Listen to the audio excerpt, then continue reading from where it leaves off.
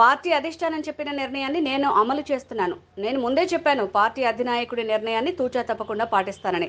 ముగ్గురు వ్యక్తులు వచ్చారు, పార్టీ అధినాయకుడు నిర్ణయం అని చెప్పారు. కార్యకర్తలతో మాట్లాడిన తర్వాత ఆ నిర్ణయాన్ని ప్రకటిస్తాను. సరైన సమయానికి సరైన నిర్ణయం తీసుకుంటాను. వచ్చే ఎన్నికల్లో నేను ఎంపీగా పోటీ చేస్తున్నాను అని ఎంపీ కేశినేని నాని అన్నారు. అభిమానులు ఉన్నారు, వెల్విషర్స్ ఉన్నారు.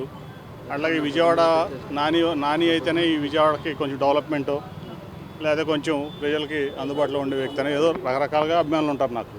వాళ్ళందరూ మనోభావాలు కూడా నేను పరిగణలోకి తీసుకోవాలి కదా. ఊరిని మీరు అడగంగానే మీకేదో టీఆర్పీ రేట్లు కావాల్సిన నేను ఇచ్చేయటం కాదు కదా. సార్, వైసీపీ ఎమ్మెల్యేలతో కలిసి మీరు అధికారిక కార్యక్రమాల్లో పాల్గొనడం పట్ల కూడా అధినేత అసంతృప్తి వ్యక్తం చేశారని కూడా ప్రచారం. అవును, ఇప్పుడు మొన్న రేవంత్ రెడ్డి గారు తెలంగాణ ముఖ్యమంత్రి అయ్యారు కదా, ప్రధానమంత్రి గారికి కలవలేదా? కలిసాడా కలవలేదా? ఆయన బీజేపీ, ఇది కాంగ్రెస్. మొన్న అమిత్ షా గారిని కలిసారా లేదా? కలిశారు కదా. అది తప్ప? అది తప్ప? ఇప్పుడు నాకు కృష్ణప్రసాద్ గారు, వసంత కృష్ణప్రసాద్ గారు, నేను చాలా ఫ్యామిలీ ఫ్రెండ్స్. ఇప్పుడు కాదు, మా తాతగారు వాళ్ళ నాన్నగారు టైం నుంచి. కొండపల్లి ఎలక్షన్ వచ్చింది, అధినేత ఆదరించాడు. 3 రోజులు కూర్చున్నాడు వెళ్ళి నా మీద కుర్చీలు, నా మీద కాదు జనరల్గా కుర్చీలు ఇస్తున్నారు, అవి ఇస్తున్నారు, ఇవి ఇస్తున్నారు. ఆయన పార్టీకి ఆయన కష్టపడ్డాడు, నా పార్టీకి నేను కష్టపడ్డాను. అంతేగాని అక్కడ ఏం పాలసీ డిబేట్ అవ్వలేదుగా. సో ఇప్పుడు మీకు అదే చెప్పేది. రేవంత్ రెడ్డి గారిది ఎగ్జాంపుల్. ఆయన ముఖ్యమంత్రి అయ్యాడు, వెళ్ళి ప్రధానమంత్రి గారిని కలిసాడా లేదా? వెళ్ళి హోంమంత్రి గారిని కలిసాడు లేదా? రాష్ట్రపతి గారిని కలిసాడు లేదా? వస్తే అది తప్పెట్లా అవుతుంది?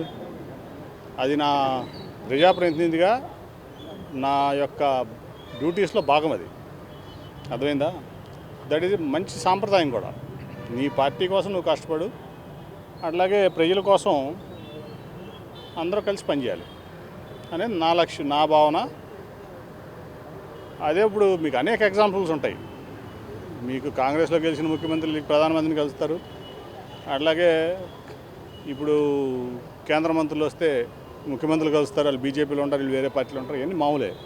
అవన్నీ మీరు ముందు మీడియా మీరు ఇట్లాంటి పిచ్చి క్వశ్చన్లు అడగకూడదు. అర్థమైందా? అవి మీడియాకి చాలా బాధ్యత ఉంది. అది ఎట్లా క్వశ్చన్ చేస్తారు? అట్లా క్వశ్చన్ మీరు తప్పు కదా. చలో.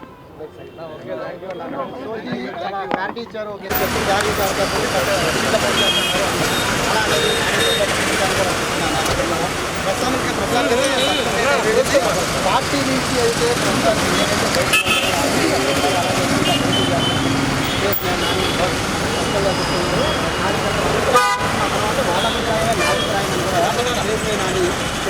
ప్రస్తుతానికైతే ఉదయం నుంచి మన కేసీఆర్ భవన్కి అయితే